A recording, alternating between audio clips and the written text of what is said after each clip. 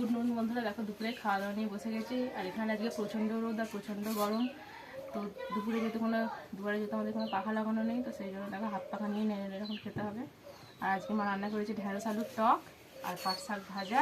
আর এখানে একটা যে তেলাপিয়া মাছ নিয়েছিল, যে তেলাপিয়া মাছের ঝাল। তো চলো বন্ধুরা, আজকে দুপুরে এই দিয়ে খাওয়া দাওয়া করবো। তোমরা কিছু দেখলে কমেন্ট অবশ্যই জানাবে। তো চলো খেয়ে দেখি মা কেমন তরকারি করেছে।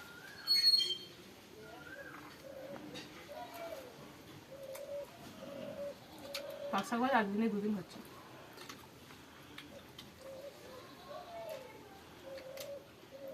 বাপেছে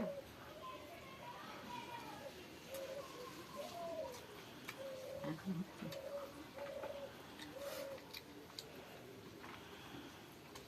টক নেব,